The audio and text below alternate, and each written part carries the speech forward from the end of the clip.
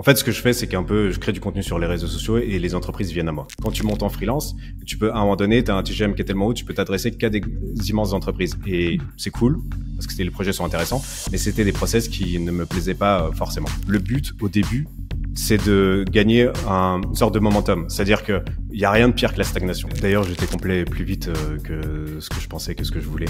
L'idée, c'était de construire un peu le Netflix du copywriting. C'était l'idée de rendre vraiment transparent et accessible un service premium.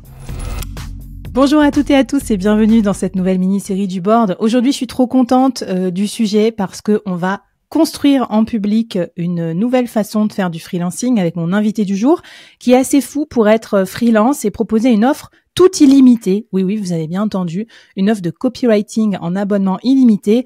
Il y a plein de choses qui m'intéressent dans ce business model. Déjà, l'offre d'abonnement avec des revenus récurrents. Ensuite, le pari que c'est quand on est freelance de sortir de la vente du temps et de proposer une offre illimitée. Et puis, on est sur un métier créatif. Alors, est-ce qu'on peut vendre ses talents créatifs, ses talents d'écrivain, notamment en illimité ? Comment on fait pour lancer une offre pareille ? Quel genre de coronesse il faut pour lancer ça ? Qu'est-ce que ça implique derrière en process, en organisation ? Comment mon invité a standardisé son offre aussi pour pouvoir s'y retrouver en termes de style de vie derrière, de sommeil, tout ça. Quels sont les défis qui vont se présenter à vous si vous décidez de passer du TJM à la vente d'une offre illimitée ? Est-ce que ça marche niveau business ? C'est tout ce qu'on va décortiquer avec mon invité que je vous présente, Loris Colantuano. Salut Loris, bienvenue au Board. Salut, merci de m'avoir invité, de m'accueillir, c'est hyper cool. Écoute, j'adore, c'est un peu la radio, les freelances parlent aux freelances. Ici, on n'est pas toujours là pour faire des grands discours et des grands trucs bullshit, des trucs qu'il faudrait faire, mais j'adore justement quand je découvre un freelance qui innove, l'interviewer pour voir si ça peut nous donner des idées. Et justement, ça va être le thème de ce premier épisode. Qu'est-ce qui t'a donné l'idée de créer cette offre illimitée ? Parce que clairement, dans l'univers du copywriting, c'est pas du tout le pricing habituel. De mémoire, c'est vous pricez plutôt au post écrit ou à la pièce, si je puis dire. Enfin, je sais plus trop comment ça s'appelle dans votre jargon. Donc, raconte-nous un peu, Loris, comment t'as eu cette idée. Là, j'ai remarqué en 2023. Alors, je travaillais quand même beaucoup avec des grands groupes et j'ai remarqué en gros deux tendances. La première, c'est vraiment celle du terrain où pour lancer un projet, mais ça prend un temps fou, c'est complètement dingue. Alors peut-être que moi, vu que je suis seul et quand on est seul, ça va plus vite. On est un peu habitué à cette vitesse, à shooter le plus rapidement possible. Mais quand on me demande pour un projet d'abord une prise de contact, ensuite donc prise de contact écrite, ensuite prise de contact téléphone ou vidéo call. Ensuite, il y a un devis. On discute de ce devis. Quand le devis est accepté, on me présente à l'équipe. Ensuite, enfin, je peux travailler sur le projet. Il y a des retours sur le projet, etc. Et après, finalement, on s'aperçoit parce que une mission, c'est bien, mais les entreprises, elles ont souvent besoin, tu vois, de support de rédaction, de copywriting et d'idées. Et donc, après, on me met sur un autre projet et là, on repart avec des devis alors qu'on se connaît, on est là, je pourrais le dire. Et l'idée, en fait, c'était vraiment d'accélérer, d'automatiser un maximum toute la partie process, admin, toute la partie échange qu'on aurait pu régler simplement avec un abonnement, avec quelque chose de transparent. C'était ça l'idée pour aller beaucoup plus vite. Aussi parce que je me suis rendu compte que quand j'établissais mes factures, alors je sais pas, 70% de mes factures, et je suis obligé de le faire parce que sinon c'est pas viable. Ça représentait en fait entre guillemets la perte de temps dans les process, dans les échanges et les meetings que j'aurais pu éviter. Donc c'était même pour le client, ça me paraissait d'une logique implacable en fait, d'aller plus vite et de pouvoir économiser sur tout ce qui peut être automatisé parce que et là c'est la deuxième partie qui est que la tendance aujourd'hui c'est d'automatiser tout ce qui est création de contenu parce que je comprends c'est difficile. Ça demande énormément d'efforts avec des résultats qui sont parfois ils viennent pas tout de suite, c'est plutôt imprévisible, etc. Et surtout c'est cumulatif, donc au début c'est difficile de se lancer. Et du coup il y a cette volonté d'automatiser la création de contenu qui au final c'est le seul truc dans une entreprise où on parle d'un humain à un humain. Et tout le reste, après, tu vois que quand tu discutes avec les gens, ils perdent du temps fou dans des meetings, dans des échanges de devis, dans de l'admin, etc. Et je me suis dit, mais en fait, est-ce que je peux pas automatiser cette partie pour ensuite proposer de garder le côté humain dans la communication. Donc voilà, ça c'était le point de départ. Alors génial. Il y a plein de trucs qui m'interpellent dans ton point de départ parce que déjà c'est hyper smart. Tu pars de toi et tu te dis bon, c'est un peu la phobie administrative quoi qu'on a tous quoi. Pourquoi tant de temps, surtout en B2B pour valider des trucs? J'avoue c'est insupportable.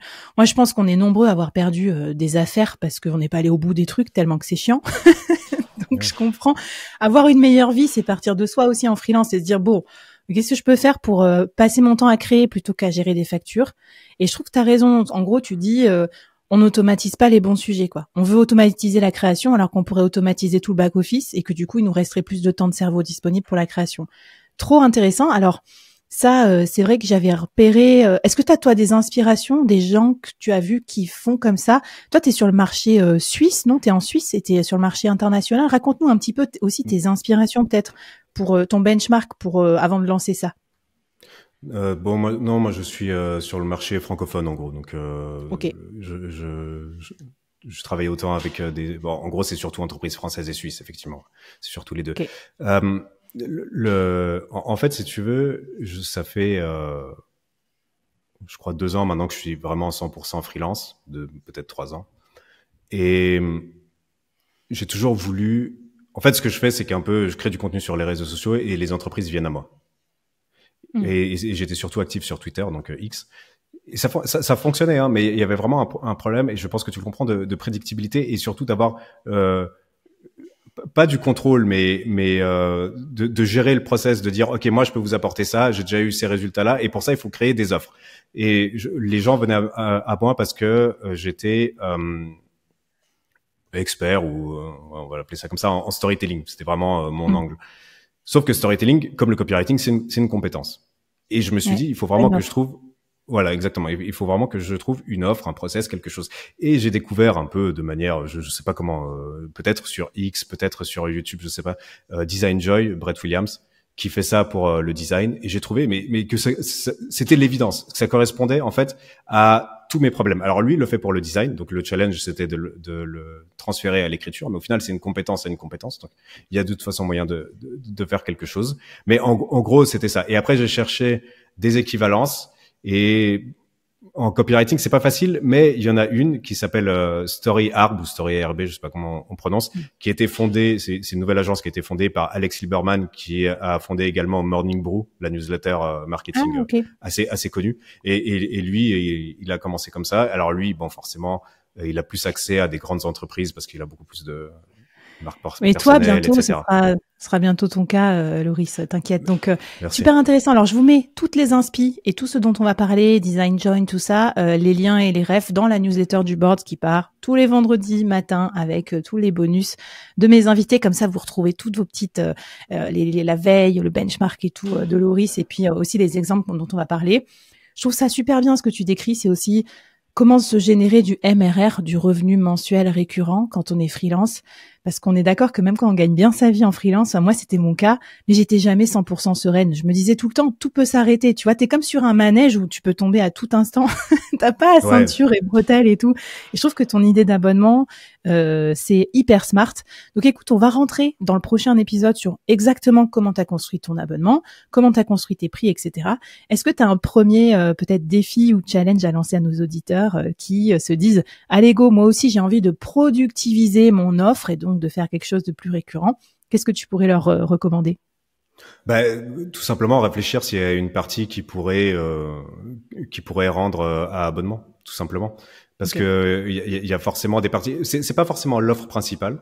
Ça peut être, par exemple, je sais pas, vous implémentez une solution et ensuite cette solution, elle a besoin d'une maintenance.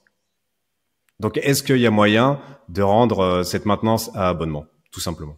Je pense que c'est un bon exercice, c'est de voir si de tester aussi si on a trouvé vraiment des systèmes en fait, parce que normalement une fois qu'on a un système, on a besoin de le rendre abonnement, et on sort du côté one shot. Bon, on va en parler de comment tu as construit ton système, justement, tout le back-office et tout, dans les épisodes suivants. C'est parti. Comment on passe du TJM à une offre illimitée? C'est parti pour le prochain épisode.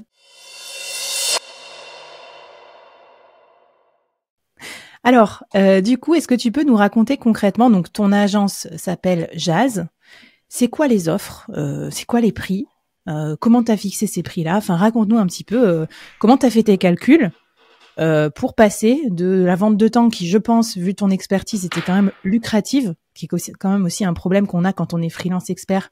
Ça fait un peu chier de sacrifier ce temps qu'on facture cher à des entreprises B2B pour se lancer dans une aventure un peu incertaine. Raconte-nous tout sur le détail de ton offre par abonnement. Ouais, déjà ce que tu dis c'est hyper pertinent parce que pour te donner une idée, mes offres one shot. Alors c'était pas du TGM, mais bon, quand je fais un projet, je calculais en fonction de TGM et j'étais entre 800 et 1200 euros par jour.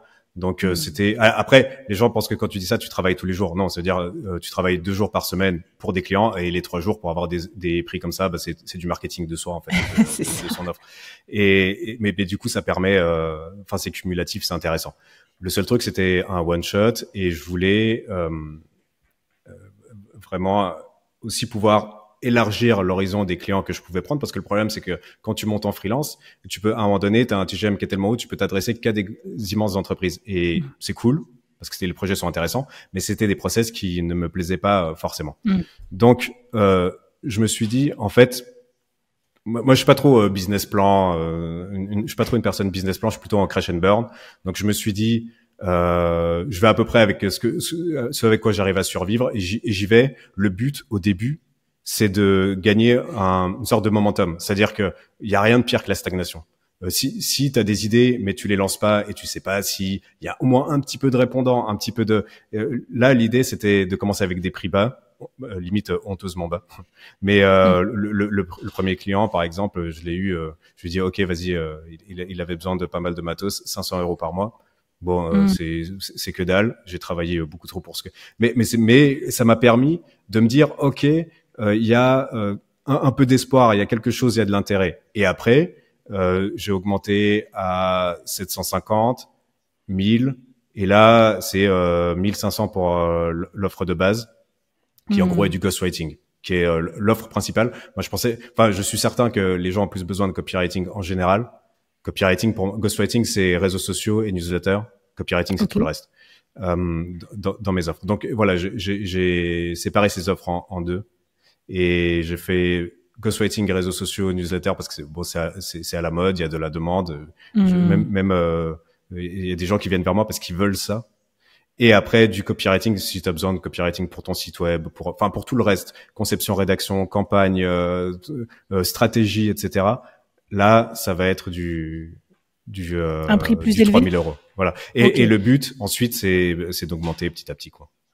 Ok, alors trop bien. Donc déjà, ce que je voulais raconter, parce que c'est pour ça c'est comme ça qu'on s'est rencontrés, c'est que moi je suis cliente de ton offre, genre pas honteusement bas, mais quand même assez honteusement bas, donc 800 euros quelque chose, je me rappelle, je crois que c'est ça mon abonnement, 800 euros par mois. Et je fais typiquement partie des personas nouveaux que tu peux choper, alors que sinon tu m'aurais pas chopé avec un prix par poste, parce que moi je poste beaucoup, en plus je fais moi-même mon copywriting et tout. Mais là, par contre, je voulais tester l'offre pour avoir un regard nouveau, pour avoir quelqu'un qui challenge mes idées et tout. Donc, je trouve ça super intéressant au niveau client.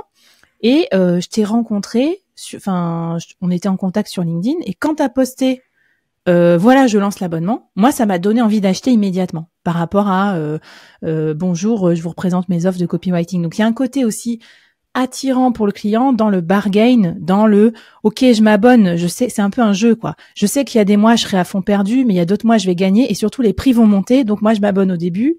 Donc en fait ça sera plus rentable pour moi. Enfin je sais pas comment ça se passe avec tes clients, combien t'en as d'ailleurs, parce que t'as augmenté tes prix, donc ça veut dire que t'étais complet. Ouais, d'ailleurs, j'étais complet plus vite que ce que je pensais, que ce que je voulais. Actuellement, j'ai 4 clients, mais le problème, c'est que quand tu grandis, tu vois que tu t'adresses à d'autres clients qui sont pas forcément sur LinkedIn. C'est-à-dire que sur LinkedIn, par exemple, il y a les CEO, il y a les indépendants, il y a les solopreneurs. Et si tu veux t'adresser à des plus grosses structures, d'un coup, tu dois t'adresser, en fait, le décisionnaire, c'est le CMO. C'est plus le CEO. Et du coup, le CMO, tu vas le trouver où? Donc, il y a plein de nouveaux défis et je suis en train de réfléchir énormément en train de réfléchir à la stratégie, en fait. Ok. Donc, Non, mais c'est cool. voilà. Tu vois, t'avances en marchant, et ça, je pense que c'est une leçon que tous ceux qui écoutent doivent s'inscrire au fer rouge, quoi. C'est on lance le truc d'abord. J'aime bien ta thèse crash and burn, mais voilà, tu vois, tu lances et puis t'adaptes. Et alors, juste une idée. Tu t'étais fixé quel objectif quand tu t'étais lancé? Tu t'es dit, je veux X clients à X euros, parce que même sans business plan, tu t'avais quand même une idée du revenu que tu voulais générer en récurrent. J'ai bien compris que c'est pas la totalité de ton business, mais quelque part au début, vu que ça te prend beaucoup de temps, ça doit te prendre pas mal de bandes passantes. Tu vas nous dire aussi combien de temps tu travailles par rapport à avant. Enfin, moi, ce que j'aimerais avoir comme revenu seul, c'est entre 15 et 20 000 et je suis loin pour l'instant. Mais comme j'ai pas encore trouvé, tu vois, vraiment je sais pas si c'est le market fit, mais la porte d'entrée, on va dire. Et en vrai, même le market fit, ça me dérange pas. Le premier mois, en fait, ça a été très vite. Au début, les 2 premières semaines, j'avais l'impression de parler dans le vide. Les 2 premières semaines, j'avais aucun client, rien. Et ensuite, le premier est arrivé, le deuxième est arrivé. J'ai commencé à un peu augmenter mes tarifs et tout d'un coup, enfin c'est un peu tout le temps comme ça, c'est tout d'un coup tout vient direct et j'ai bouclé le premier mois à ça fait bon vu que c'est des chiffres, tu sais 95 à chaque fois, je crois que du coup c'était 5250 ou 5225. Ok. Ce qui est correct pour le premier mois de chiffre d'affaires, mais bon après c'est quasiment que de la marge de toute façon, mais ce qui est correct comme chiffre d'affaires, mais c'est pas du tout ce que je veux. Et là je suis un peu en baisse parce que le problème c'est que quand tu développes, bah tu peux pas vraiment travailler avec des clients. Donc là Okay. le troisième mois je vais le boucler à 3000 et quelques, je sais pas combien, tu vois. D'accord. Bon, en tout donc cas, il y a c'est une baisse, intéressant parce mais que pour remonter après. celui ou celle qui lance un produit, faire 5000 directs en récurrent, enfin c'est c'est quand même rare. Donc déjà bravo pour ça. Et après tu l'as dit, bah faut que tu testes et donc voilà. Et au début en temps de travail, parce que donc aujourd'hui, si j'ai bien compris, tu fais tout seul, t'as pas encore délégué. Enfin, je sais pas si c'est dans tes plans. Ça te prend combien de temps? Parce que ça, c'est la peur numéro 1 des gens. C'est putain, mais si je fais un truc en illimité, en fait, je vais bosser non-stop, donc je vais pas du tout être rentable sur ma qualité de vie, quoi, mon temps de travail. Alors déjà le problème c'est que c'est pas linéaire. C'est-à-dire qu'il y a des jours où tout le monde demande plein de choses et après où d'un coup tu te retrouves sans rien. Donc franchement c'est hyper gérable. D'ailleurs la preuve, je passe plus de temps à réfléchir comment faire évoluer l'offre, le truc que de travailler. Mais j'ai pas énormément de clients non plus. D'accord. Mais c'est vraiment, c'est-à-dire il y a des soirs il faut travailler jusqu'à 21h 22h. Et après, tu arrives le matin, le suivant, bah du coup, t'as rien à faire. Mais comme j'ai des deadlines, parce que je promets un rendu en 48 heures, qui est quand même rapide, et ben il y a des deadlines. Et j'essaye d'arriver de le faire en une trentaine d'heures, comme ça. Comme ça, c'est cool, ça a son petit effet. Je préfère pas attendre à la 47e heure. Ok. Bon, en tout cas, pour ceux qui nous regardent en vidéo, on a fait exprès d'enregistrer assez fraîchement après le lancement de ton offre. On est à peu près à 2 mois après ton lancement. Comme ça, t'as des beaux cernes et tout. On voit que t'es encore à l'ouvrage. T'es encore toi-même au charbon. Tu me disais que tu bossais quand même pas mal. Donc, merci de prendre le temps de nous faire ce feedback. Et voilà, moi, je te propose qu'après, on refasse un épisode dans un an pour voir ce que ça a donné. Parce que, ce serait cool. Comme tout produit scalable, je pense que l'intensité est très, très forte au début. Mais derrière, le payoff, le retour sur investissement va être génial parce que tu vas nous raconter dans l'épisode suivant comment tu as processé en fait tout le back office et vous allez voir que du coup, je pense qu'en investissant beaucoup aussi sur ces méthodes, tu vas gagner énormément de temps par la suite. OK. Alors du coup, voilà comment t'es passé de ton offre de TJM à ton offre illimitée. Je vous mets le lien dans la newsletter aussi si vous voulez regarder un petit peu comment t'as présenté ça, ce qui est inclus, etc. Est-ce que t'as un défi à lancer à nos auditeurs, auditrices qui voudraient faire la même transition? Déjà de transformer votre compétence en offre. Je crois que ça c'est le plus difficile. Et comment rendre votre offre la plus accessible, mais pas en termes de prix, en termes de vous avez quelque chose à proposer, comment vous pouvez mettre ça en place en quelques heures, commencer en quelques heures. Moi je trouve que c'est ça qui est intéressant, notamment aujourd'hui, enfin de travailler avec des entreprises qui sont super agiles et vous avez une idée le matin, le soir on peut travailler ensemble dessus parce que donc je dirais voilà, offre et onboarding. L'onboarding, je pense que c'est important. Ok, l'onboarding, on va en reparler tout à l'heure parce que tu vas nous emmener dans les coulisses de ton process de back-office, de comment tu fais pour gérer des demandes entrantes un peu permanentes et illimitées de la part de tes clients. Donc, merci, trop cool. Allez voir aussi la page de vente jazz.club. Vous verrez aussi les talents de copywriter de Loris pour rendre son offre très claire et très compréhensible, même du commun des mortels comme moi. Et ce que je te propose, c'est qu'on passe à l'épisode 3. Tu vas nous raconter comment tu as réussi ta transition, ton pivot. Ça, c'est aussi un moment qui fait énormément peur aux freelances. Combien de trésorerie t'avais prévu à l'avance, combien de temps ça t'a pris de mettre en place ce process, combien de mois t'as été off ou pas. On va découvrir tout ça dans l'épisode suivant. Alors Loris, le pivot, c'est la vie pour aller chercher plus de revenus et plus de confort aussi de vie en tant que freelance, mais ça fait peur. Moi, je le vois bien, les gens dans mon bootcamp, je les vois hésiter, renacler presque à se lancer, alors que leur offre, elle est prête, elle est bien, etc. Parce qu'il faut y aller, on se met en risque financier, on se met en risque aussi d'image. Tout à l'heure, tu disais, pendant 2 semaines, j'avais l'impression de parler dans le vide. Est-ce que tu peux nous raconter combien de temps ça a pris de passer de l'ancien Loris qui fait du B2B grand compte à cette offre d'agence de copywriter, bras droit copywriting illimité? Est-ce que tu te rappelles un petit peu combien t'avais mis de côté, combien de temps ça t'a pris, les peurs aussi par lesquelles t'es passé? Je pense que mon dernier client, je l'ai eu en juin 2024. Et après, en fait, j'ai passé l'été. Tout ça, toute cette idée, ça a été cet été et j'ai lancé en septembre. Déjà parce que bon, il y avait les vacances, donc voilà, profiter un peu des vacances, et aussi parce que j'ai fait appel à une directrice artistique pour développer ce qui n'était pas nécessaire, mais moi j'aime bien, tu vois, aussi construire des mondes, avoir tout un monde. Donc je dirais qu'il m'a fallu 2 mois pour lancer ça, et aussi me former à l'automatisation, parce que j'essaie d'automatiser un max de trucs, de tester des choses, de tester le back-office, etc.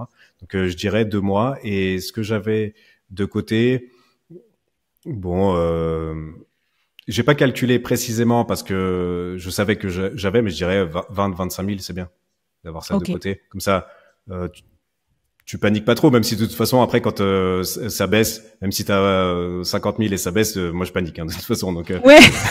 donc même si t'as de côté, tu paniques, mais tu sais que au pire, voilà, si t'as envie de sortir un peu le week-end ou d'aller faire un apéro avec des potes ou faire plaisir à la famille, tu peux quand même, quoi. Okay. Au moins il y a ça, parce que le problème c'est que quand tu travailles tout le temps et après tu culpabilises parce que t'es en train de perdre, et ben tu t'enfermes dans un cercle vicieux où tu n'arrives plus à prendre de la distance. Donc je dirais, je sais pas toi ce que tu conseilles, est-ce que c'est trop, je me rends pas compte, mais je pense que 20-25 000 c'est bien. Moi je pense que j'avais trop d'avance, parce que moi j'avais Pôle emploi et j'ai freelancé comme une baboule pendant 2 ans pour me prouver à moi-même que j'étais capable de freelancer, tu vois, je sais pas pourquoi, tu sais, on fait des trucs des fois dans notre tête, c'est le rapport à l'argent, il paraît que c'est hyper psychologique, quoi. Ça a rien à voir avec genre les euros que tu as sur ton compte en banque. Bon, après moi je pense que 3 mois de trésor, 3-4 mois, tu vois, parce que je pense qu'un pivot, ça peut prendre un trimestre, tu vois, le temps de retomber sur ses pattes, le temps de prospecter, lancer, retrouver ses premiers clients et commencer à se rassurer. Ça prend un bon trimestre si tu y vas à fond. Voilà. Et ce que tu décris aussi, ça s'apparente à ce que j'appelle la création d'assets, c'est-à-dire la création d'actifs qui vont servir ton business plus tard, mais qui vont te coûter au début. Ce que je comprends bien, direction artistique, tout ça, automatisation, ça t'a coûté du temps, mais peut-être de l'argent aussi. Tu te rappelles combien t'as investi? Parce que ton dispositif, il est très pro. Derrière, t'arrives, t'as un espace. Il y a même une formation en ligne dont j'ai suivi les premiers chapitres. Quel budget t'as investi aussi dans ce pivot? Oh, mais le budget, ça coûte juste du temps. Enfin, je sais pas si c'est l'épisode pour en parler, mais en gros, mon back-office, c'est Trello, ça coûte 0. À moins d'avoir plus de 10 clients, je crois. À partir de 10 clients, il faut payer. Après, tout est disponible sur YouTube. Mais peut-être que moi, c'est un peu différent parce que j'avais déjà, si tu veux, j'ai déjà des followers, par exemple, sur X, Twitter, un peu plus de 30 000. J'avais une newsletter avec un ancien site avec quasiment 10 000 personnes sur la newsletter. Ah ouais, classe. Et il y avait, mais c'est juste que j'avais aucun focus.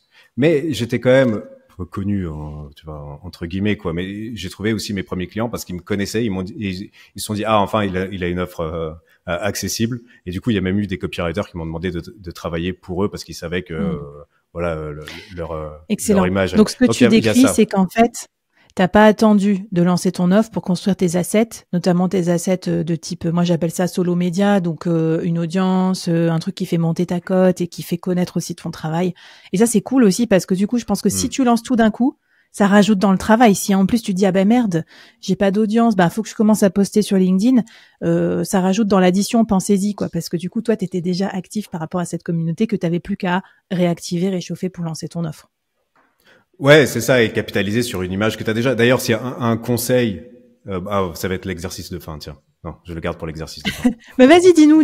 Non, mais si vous êtes salarié, mais publiez maintenant. Enfin, vous avez des avis, mais il y a pas besoin d'avoir une marque personnelle, mais juste sur LinkedIn, même pas d'avoir un concept. Le mieux pour se démarquer des réseaux sociaux, c'est d'avoir un concept unique. Mais si vous avez même pas besoin de vous démarquer des réseaux sociaux, juste partager votre avis pour un peu lancer la machine comme ça, mais il faut le faire pendant qu'on est salarié. Et même des trucs, ou alors peut-être c'est plus facile avec un concept, avec un angle, je sais pas, parce que je sais que le problème de certains salariés, c'est que dès qu'on publie sur LinkedIn, il y a le patron qui va voir ce qu'on a publié, il y a les collègues, etc. Mais je pense que c'est en train de se démocratiser et que maintenant, potentiellement, c'est bien vu en 2016, 2017, peut-être que ça l'était pas, mais je pense que là, enfin, le conseil, c'est allez-y maintenant parce que c'est un capital que vous construisez qui est incroyable.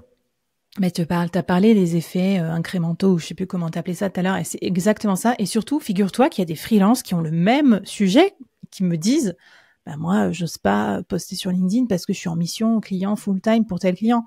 Je lui dis, non mais attends, enfin, en gros, du coup, tu mets en danger, en péril ta prospection future, parce que t'as peur que ton client qui te paye, d'ailleurs pour des résultats au passage et pas du temps, parce que t'es pas un salarié déguisé, te fasse un commentaire parce que tu postes sur ton expertise sur LinkedIn, c'est le monde à l'envers. Voilà, donc moi je pense qu'aussi, même quand t'es freelance, faut pas oublier de continuer à poster sur LinkedIn et à construire son capital pour la suite, parce qu'après tu te retrouves le bec dans l'eau. Et si t'as pas un système automatisé comme le tien de revenus récurrents, bah ça va être compliqué. Bon trop bien. Écoute, si t'es prêt, je pense qu'on peut passer à l'épisode 4 parce que c'est là que tu vas nous décrire tout ton back-office et donc tout ce que tu avais préparé côté coulisses et côté expérience client pour que à partir du moment où tu signes ton premier client, il ait une expérience propre parce que tu me diras côté expérience client, moi j'ai vu c'est hyper bien fait et donc je voulais aussi que tu nous partages ça pour montrer qu'est-ce qu'on doit faire pour se préparer en tant que freelance si on doit accueillir d'un coup des clients sous forme d'abonnement et on en parle dans l'épisode suivant. Un point important dans ton offre, Loris, c'est la scalabilité, et notamment la scalabilité, par la simplicité des prix et le fait que tu rentres des clients plus facilement qu'en prospectant, ça on l'a vu, mais deuxièmement, parce que ton organisation est rodée pour passer moins de temps par client, pour centraliser les demandes, pour faciliter ton travail créatif. Alors est-ce que tu peux nous emmener, voyager comme une petite souris sur c'est quoi ton outil, toi, côté back-office, comment tu reçois les demandes, qu'est-ce que tu as construit? Et peut-être aussi, quels sont les conseils que tu nous donnerais si on veut construire un peu cette même offre abonnement maintenance? Alors, tout part d'une idée, et enfin d'une découverte d'un concept que j'ai découvert d'ailleurs un peu trop tard, qui est le productized service. Donc, un service qui s'apparente plus à un produit. Et j'adore cette idée parce que c'est ce qui permet d'avoir des systèmes. Parce que c'est vrai que quand tu as un service que tu rends plus accessible avec des systèmes, avec clairement des limites définies, ça s'apparente en fait à un service. Et l'idée c'était de construire un peu le Netflix du copywriting où tu arrives sur une page, tu as des prix qui sont définis à l'avance et comme sur Netflix, tu peux t'abonner directement et dans la minute qui suit faire ta première demande et recevoir dans les 48 heures ton premier texte. Et comme sur Netflix, tu peux demander qu'un seul texte à la fois. Sur Netflix, tu peux regarder qu'un seul, film ou qu'une seule série à la fois. Et dès que c'est terminé, tu peux enchaîner comme tu veux, sans limite. J'adore. Donc, alors déjà, je te fais un petit feedback parce modèle. Que donc ta page de vente pour moi c'est masterpiece. Donc elle est hyper bien faite, on comprend exactement ça. Donc franchement chapeau. Et l'expérience client, c'est exactement ça. Moi, j'ai été bluffée parce que la productivisation, ça me parle. C'est ce que j'enseigne le plus, peut-être en compétence à mes alumni, parce que peut-être, je sais pas, il n'y a pas 100% des freelances qui vont créer une formation en ligne, t'es d'accord? Par contre, je pense que 100% des freelances pourraient productiviser leur offre de vente de temps. et donc comme ça créer au moins un back-office professionnel qui les aide à gagner du temps. Et là, je me suis dit tout de suite, ah ouais, trop bien. Donc moi, je me rappelle, j'ai payé en ligne via Stripe ou GoCardless ou un truc. En gros, je me suis dit, ah tiens, c'est les mêmes outils que les infopreneurs pour payer les formations en ligne. Ou peut-être c'est quoi, un LMS, un Teachable, ok. Mais avec Stripe intégré. Voilà. Ça me fait un abonnement avec une facture récurrente. Donc, j'ai pas besoin de te demander la facture ou d'envoyer 1000 fois la facture à mon comptable. Donc, d'un point de vue comptable, c'est trop bien. Et après, donc, il y avait une formation en ligne hyper propre, où tu t'es filmé un peu conditions studio, là, pour raconter des trucs sur le storytelling qui inspirait confiance, je dirais. Enfin, en tout cas, moi, c'est comme ça que je l'ai vécu, plus en me disant, voilà, je suis rassurée, le gars, il a pensé à tout, son truc est propre, ça a l'air bien. Et ce que tu décris, c'est que tu arrives à raccourcir le time to value. Donc ça, c'est très important en freelance et on n'arrive pas bien à le faire. Le moment où tu payes et tout de suite après, tu te dis, ah waouh, c'est hyper bien l'expérience. Est-ce que du coup, tu peux me raconter ton dispositif maintenant? Parce que là, pour ça, tu passes dans Trello, c'est ça? Ouais. En gros, bah, il y a le site internet, la landing page, avec les prix, tu paies. Et là, il faut encore que je trouve un truc, parce que là, je le fais manuellement. Quand il y a un paiement, vu que c'est pas, t'as pas 300 paiements par mois encore, malheureusement. Mais j'ai un modèle de tableau Trello, tu sais, avec l'organisation, comment ça s'appelle, Kanban, voilà. Et tu as accès à ce Trello que je dois juste dupliquer et t'inviter, donc ça prend 5-10 minutes, mais j'aurais que ça soit fait en quelques secondes avec Make. Et le problème, c'est qu'après, tu dois rendre le tableau Trello public, donc les autres peuvent y accéder, notamment mes clients actuels. Donc ça, j'ai pas encore trouvé comment faire, mais en gros, en 5-10 minutes, tu as ta plateforme gestion de projet partagée et tu peux demander ton premier texte. Et il y a des gens qui ont demandé, par exemple, des textes pour une landing page au bout de 10 minutes, et dans les 48 heures, ils avaient leur texte de landing page, alors que je connais le projet, mais je leur ai jamais parlé, rien, parce que l'idée, c'est s'il y a besoin, en général, on fait plutôt un onboarding, mais il y a des gens qui savent exactement ce qu'ils veulent.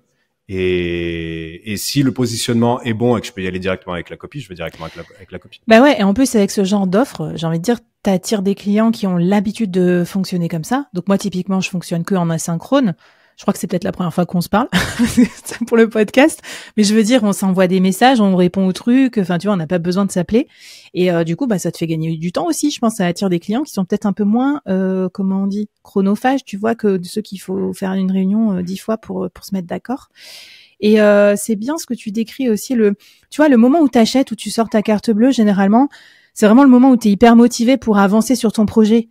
Donc, un autre truc que j'ai vécu avec d'autres prestations de copywriting, c'est, bah, tu payes, et après, bah, putain, t'attends 2 semaines ton call de lancement pour faire ton site, et du coup, c'est chiant parce que tes idées, elles sont parties, ton momentum, il est parti un peu. Tu parlais de momentum tout à l'heure. T'es plus dedans, quoi. Voilà. Oui, parce que dans la création, l'idée aussi, enfin, il y a un truc peut-être un peu métaphysique, mais il y a une énergie, tu vois. Dans ce qu'on fait, dans ce qu'on transmet, même dans les textes qu'on publie sur LinkedIn, on se rend pas compte, mais il y a une énergie qui transparaît comme ça, et c'est essayer de capitaliser sur cette énergie où on se lance et on y va direct, quoi. Et peut-être que le premier texte, ça va pas être le meilleur, mais c'est pas grave. On a les fondements, on a une énergie, on a quelque chose qui se crée, et du coup, je trouve ça intéressant. Et en plus, bah oui, c'était ça. C'était l'idée de rendre vraiment transparent et accessible un service premium qui, normalement, comme tu dis, il y a des processus d'onboarding par exemple, pour des agences, t'as 3 mois avant de commencer à travailler, quoi. 3 mois, t'as changé de vie 3 fois, quoi. C'est incroyable. C'est ça. C'est hyper bien ce que tu décris, parce qu'aussi souvent les gens confondent automatisation et genre.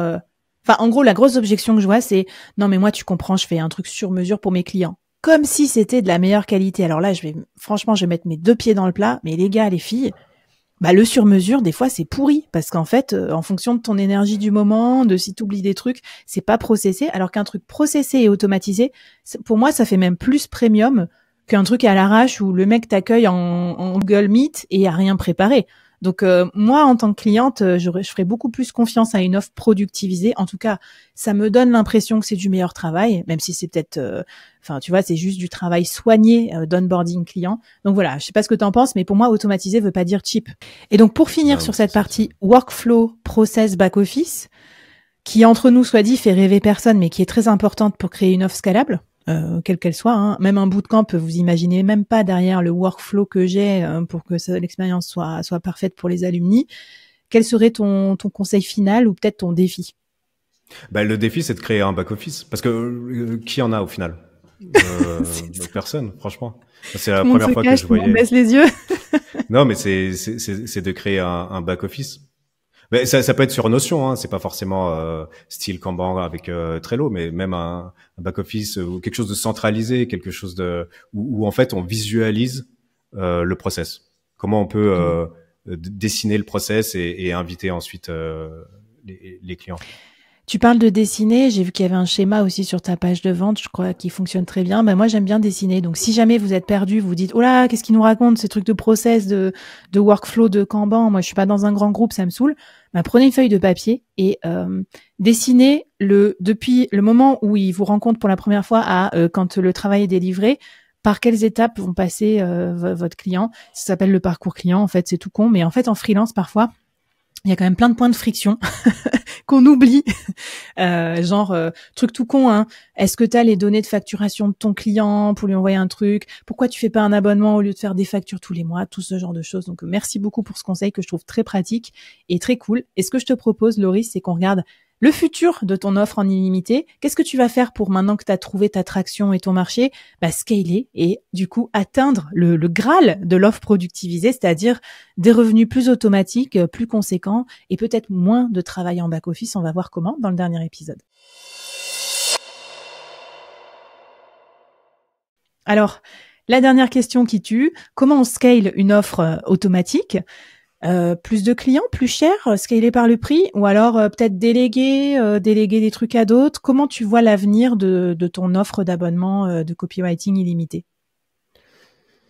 Grande question. Moi, je vois plusieurs pistes. En fait, ce que je pense, c'est que je vais essayer plusieurs pistes, ce qui va demander un peu de temps, et ensuite à voir ce qui prend. En fait, il y a plusieurs pistes. D'abord, forcément, augmenter les prix, ça c'est sûr. Mais c'est pas forcément sûr. C'est sûr si j'arrive à obtenir des plus grandes entreprises avec des équipes marketing en place. Là, c'est clair que ça va être quelque chose de plus grand. Une autre piste, ce serait de encore plus systématiser et plus focus. Par exemple, soit focus ghostwriting pour un petit moment en tout cas, soit développer un focus emailing, pourquoi pas, ça je fais aussi pas mal, avec vraiment création de newsletter et ensuite la gestion par l'abonnement, tu vois. Ou alors un accompagnement stratégique, parce que je remarque aussi que en call, la plupart des gens qui ne prennent pas finalement l'offre, c'est parce qu'en fait ils ont peur de pas savoir quoi demander au bout de la deuxième semaine. Ah oui, parce que j'allais te dire, pour moi, le côté j'utilise ton offre plutôt bien, je pense, mais en fait c'est dur parce qu'il faut trouver tous les jours des idées de poste à envoyer à ton ghostwriter. Et là où du coup l'offre sur abonnement, elle est pas tout à fait pareille qu'une offre peut-être plus premium de ghostwriter qui te trouverait les idées à ta place. Là, c'est quand même à toi d'alimenter la machine. Et toi, au final, c'est tout bénef pour toi si t'as pas non plus 5 demandes par semaine. Donc voilà, effectivement, t'as raison, c'est peut-être 2 niveaux d'offres. Ouais, et d'ailleurs, on aurait pu en parler dans l'épisode précédent, mais c'est vrai qu'en gros, après, l'idée sur le Trello, c'est quand quelqu'un a besoin, c'est du copywriting à la demande, en illimité. Quand quelqu'un a besoin de quelque chose, il ouvre une tâche, ça s'appelle une carte sur Trello.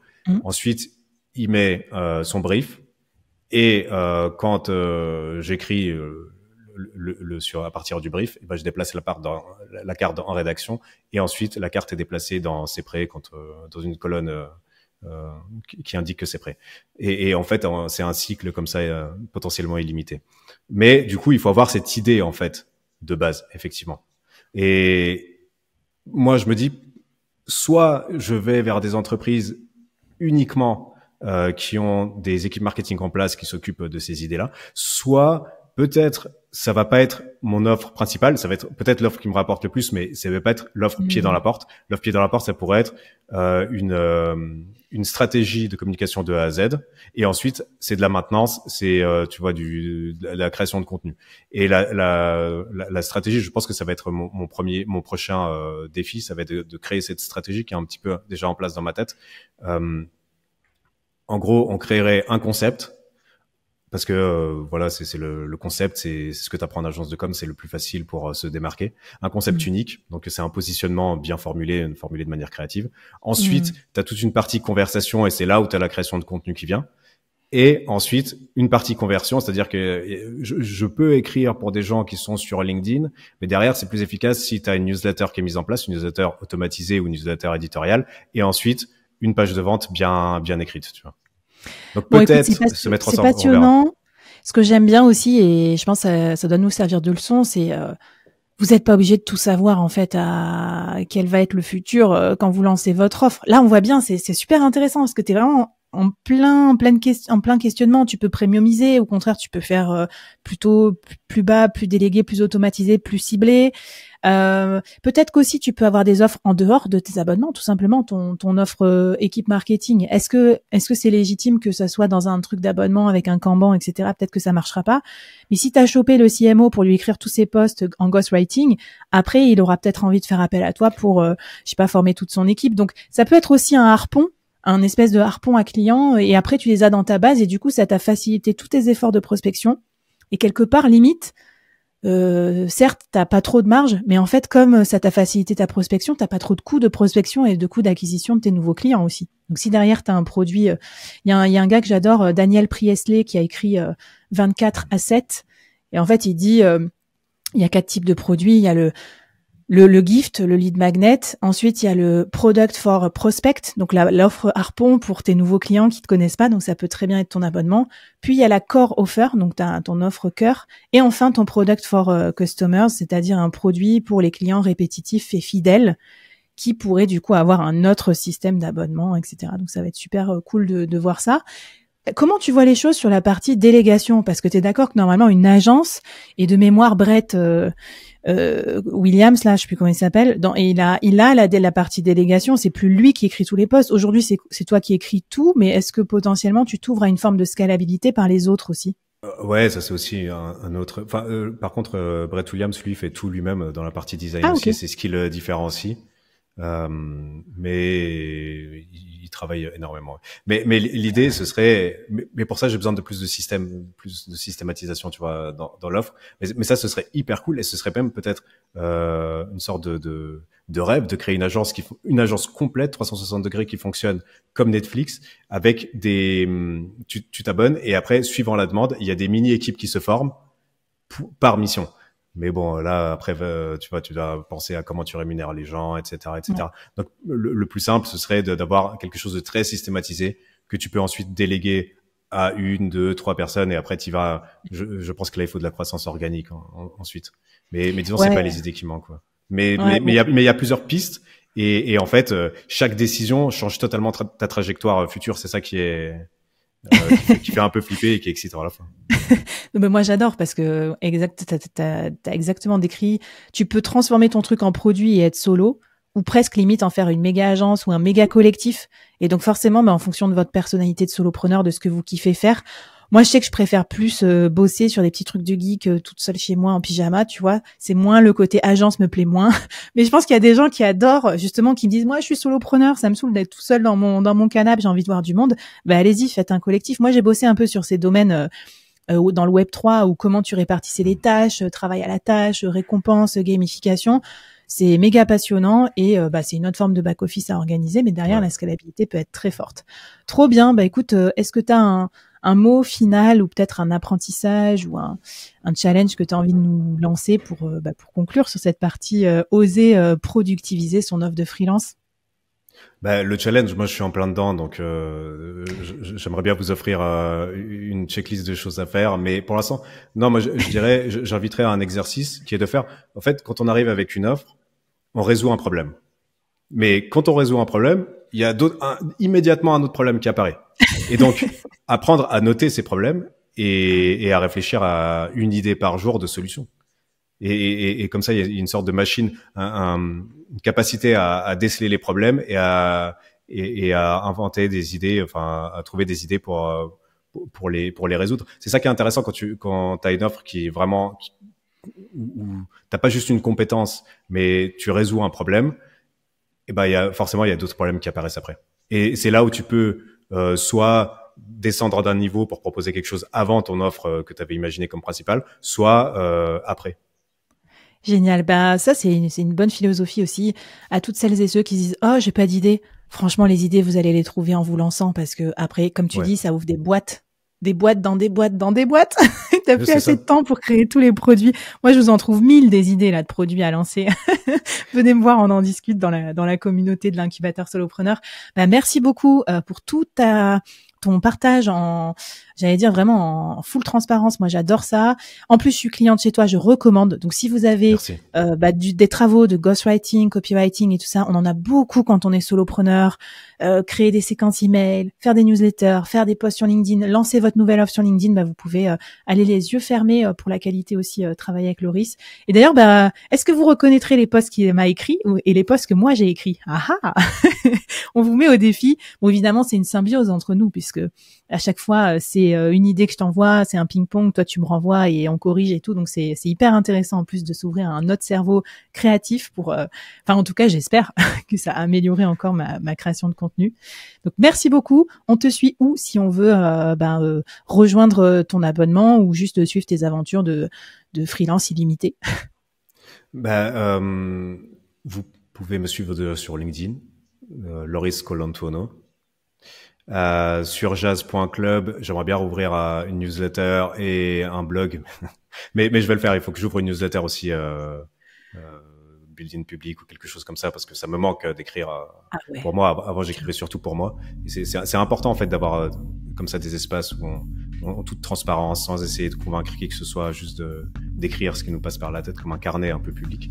Et voilà. Et sinon sur Twitter aussi, mais je suis un peu moins actif parce que un peu plus de peine avec ça. Enfin, il y a le pour et le contre LinkedIn, mais là, je suis plutôt actif sur LinkedIn. Bon, bah, trop cool. Merci beaucoup de nous avoir raconté tout ça en public. Et puis à toutes et à tous, je vous dis à la prochaine dans les prochaines mini-séries du board. Bye bye. Bye bye.